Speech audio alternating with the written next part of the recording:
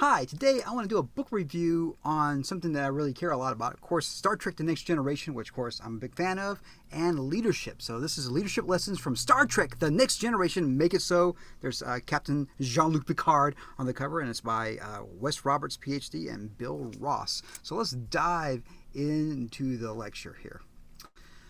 Uh, so basically, here I am in the Star Trek convention in 2017 in Las Vegas. And if you notice there's a lot of folks there in red outfits. So this is the command outfit. And if you can see the pips there, is for captain. And there's a lot of captains on stage there. And if you look a little bit closer, there I am right there. So that was really cool to be actually get that photo while I was there. And you see how many folks there are in red there. So red is command, the gold is engineering, and typically the blue are sciences and medical. So yeah, so you can see a lot of folks that wants to be a leader. And Star Trek has been so influential in so many aspects. So many people have want to become leaders because of Captain Picard and Captain Kirk. So many folks have wanted to become doctors because of Bones, and also going to the sciences because of Spock, and going to engineering because of Scotty and whatnot. And so there's a lot of folks that really have dived into this. And if you go listen to some of the folks talk at these various conventions from all the series, whether they play the doctor, the engineer, or whatever, they usually get told their influence that Star Trek had on them. So I'd have to talk about Gene Roddenberry at least a little bit to kind of dive into the philosophies of what Star Trek The Next Generation becomes. And you see his dates there. Gene Roddenberry, American television screenwriter, producer, and a creator of the original Star Trek television series. And he basically pitched Star Trek, the original series, as the wagon train in the stars. So they did a pilot, and they're like, man, this is really cerebral. I thought you said there's some action. So they did an unusual thing and asked for another pilot, and this is the one when they add Captain Kirk in there, and it's a little bit more of a swashbuckling, a little bit more of a the typical like sea adventures, but in space, and you have the bad guys, the Klingons, and whatnot like that. So, but in there, if you think of the time period that Star Trek the original series was on the air in the '60s, middle '60s, we haven't even put a man on the moon yet, and the idea that his idea was you could not have intergalactic space travel unless we have got through all our petty differences on this planet. And so you see all the folks that are on the bridge of the Enterprise from all over the world, and also as well as other places like Mr. Spock from planet Vulcan. And so in a lot of aspects, you have to grow out of your infancy before you could actually travel the stars. And I thought that was a really interesting concept, especially in 1960, in the mid 60s there. So here's a quote from a couple quotes from Gene Roddenberry to kind of sum up this ideas. He had a really positive vision for the future, and I love Star Wars and Battlestar Galactica and a bunch of other sci-fi shows, but it's typically that technology has taken over. Babylon 5, things that are not good in the future, things are not good at all, tragic. In Star Trek, you had the ability that the future was going to be better, and you have something to look forward to. You have something to inspire yourself to go get to the future, because things are going to be better in the future. So I believe in humanity.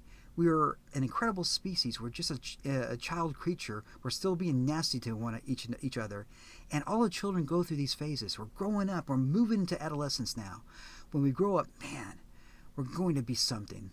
And another quote from Gene Roddenberry when he's talking to Commander Riker on there, Jonathan Frakes. And he's like asking, tell me about this time period that we're going to be in. He says, well, in the 24th century, there will be no hunger. There will be no greed. And all the children will know how to read. And that was a philosophy going into the next generation. And you can see the original bridge crew for the most part there, and producers. And there's Gene Roddenberry right there in the middle, of course. Sadly, Gene Roddenberry was quite ill really quickly once the series was on. So he kind of and he passed away during the series of that. So Star Trek has influenced many to take command, and you can see myself in my command outfit there. Typically that would be engineering, but red is kind of connected to command once the Next Generation comes around. In the original series, it wasn't that way.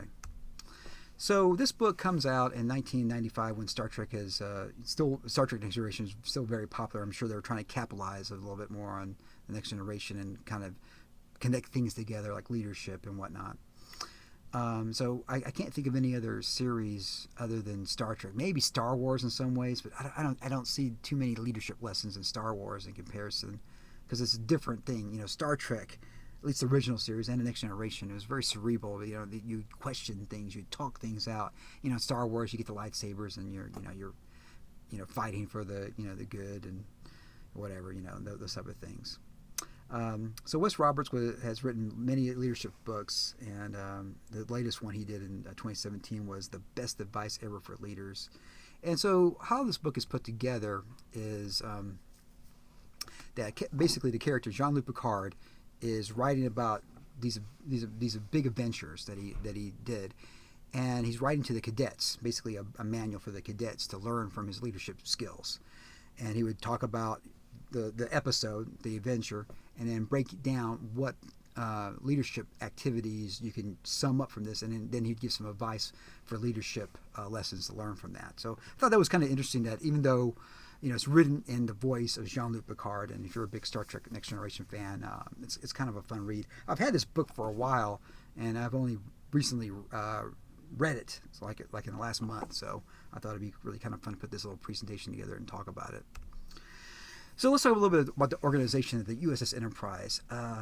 Has over 1,000 crew members on there, and I also had families on board. So I think at this point here in the 80s, late 80s, early 90s, the original Star Trek Next Generation, the original Enterprise, had about 430 crew members. So this one's bigger.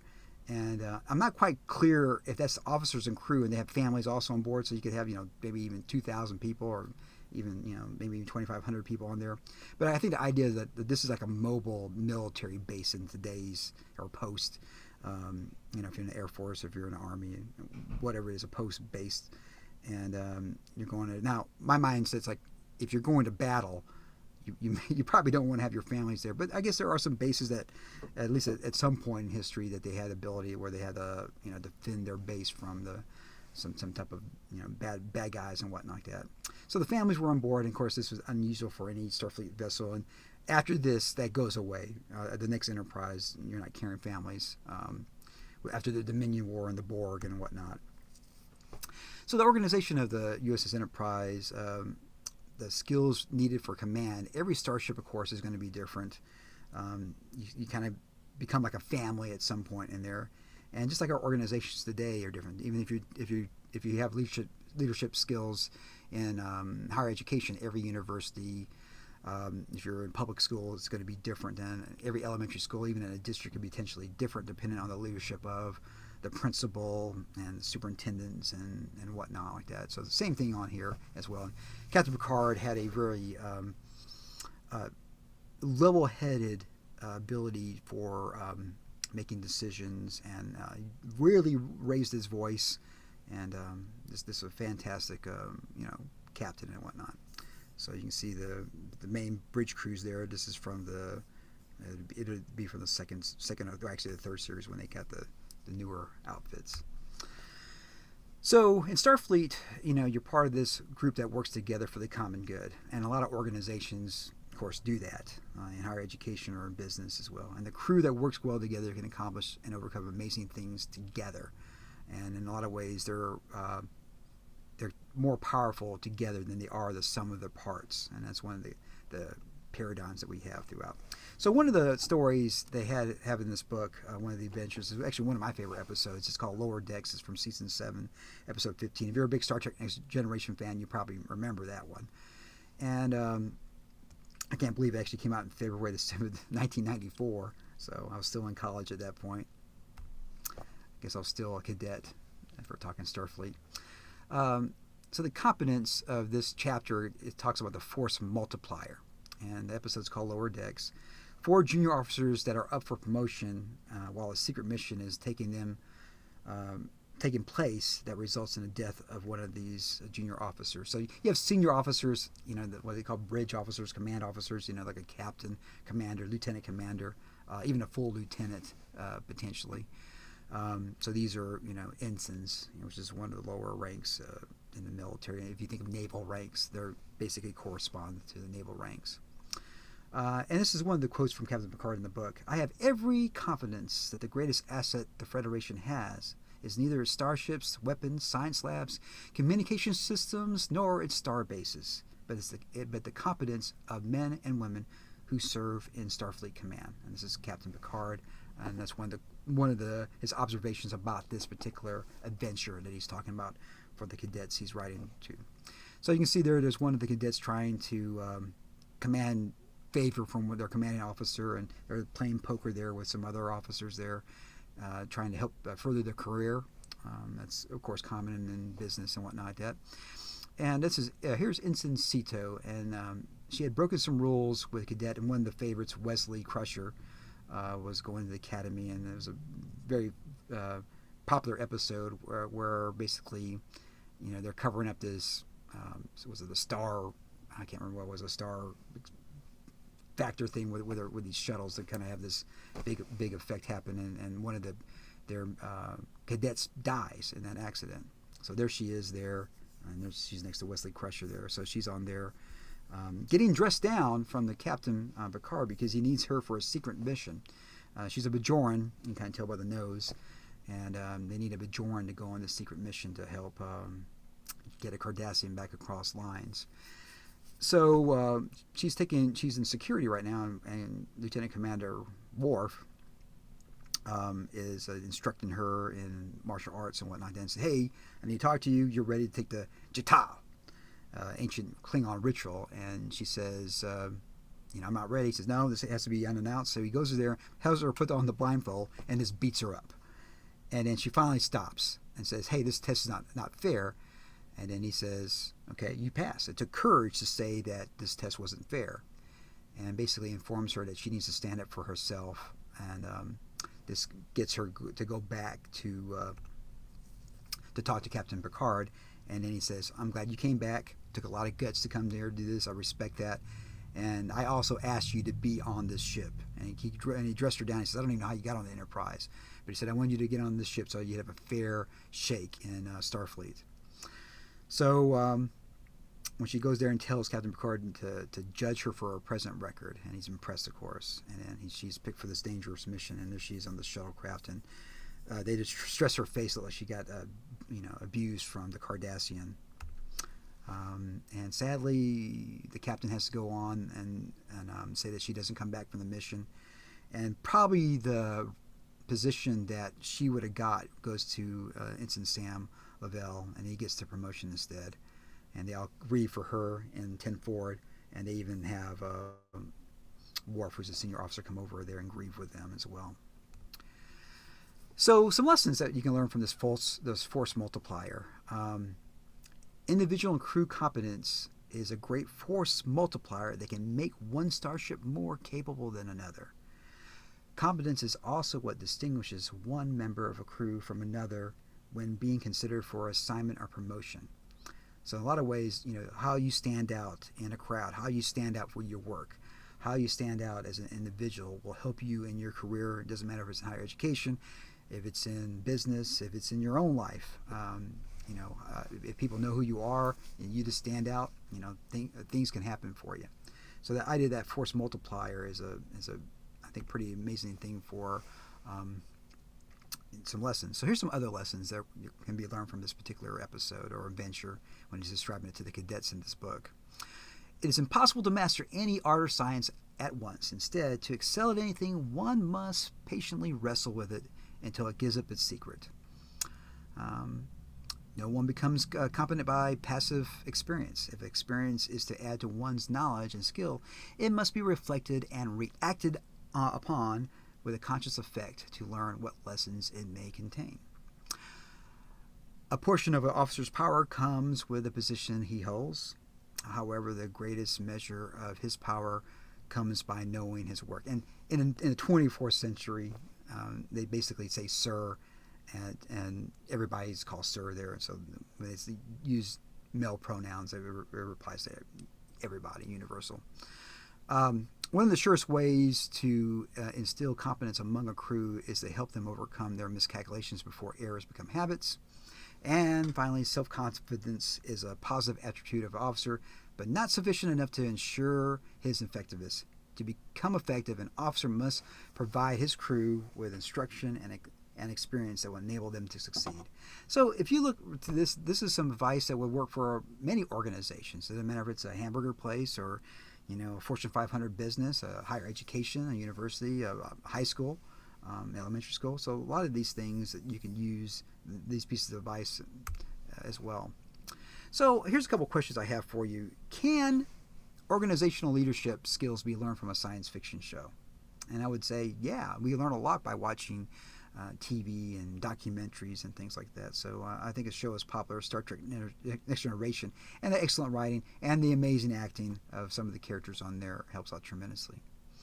Can divorcing ourselves from reality improve our leadership perspective? So by pretending you're dealing with robots or alien species and things like that, does that kind of divorce yourself from reality, and you can have some clarity that you might not have normally in reality? Can leaders improve by modeling aspects of Star Trek? And I think a lot of us, and I know I have, oftentimes I think of something, some quandary, some moral quandary.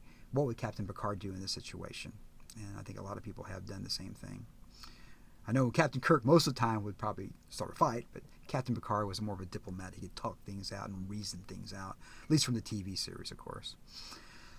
Can you identify some leadership skills from Star Trek? And if you take any leadership classes, transactional, transformational, full range leader, the LMX, TMX, servant, situational leadership. So a lot of these leadership things can go there. And I think you can look at transactional aspects of it, but transformative way. I think Captain Picard's able to inspire his crew to excel well on there. And of course the transactional, the basic mundanity of things that just need to get accomplished as well. The LMX, there's definitely that click there, at least the bridge click between Data and Worf and Captain Picard are there. So there's a bit of favoritism there, but that happens in an organization. So anyways, and is thinking outside the box important for any leader in any century? I would say yes, it would be. And oftentimes when I get in a quandary in this century, I kind of think, well, what can I do? How can I think outside the box? And I think right now, with a lot of things going on in the world right now, there's a lot of thinking outside the box going on in leadership and all the organizations. So a couple conclusions about this book. Make It So Leadership, Lessons from Star Trek Next Generation is a unique leadership book. Could benefit those leaders that want a completely new way to approach leadership. Useful for maybe in a retreat of an organization that has a lot of science fiction fans or nerds, and maybe a company from Silicon Valley would could benefit from it, like a Google or Facebook or Twitter or whatever, Apple, and it would probably be a fun experience saying, well, what would Captain Picard do in this situation, and whatnot. So I do really appreciate you listening to me talk about this book. Thank you, and Make It So, and there's the reference, of course, the book, and I want to thank you again. So I think if you have some time to check this out, check it out. I think one of the downsides is that the leadership, of course, evolves over time. And 1995, there's a lot of theories that have been expanded upon that are maybe a little bit out of date in this book here. But I think generally there's always some good pieces of nuggets of information there that you can learn from. So thank you again. As always, rock and roll, and of course it does compute. If you like this type of amazing content, please subscribe to my YouTube channel, because that would totally competed.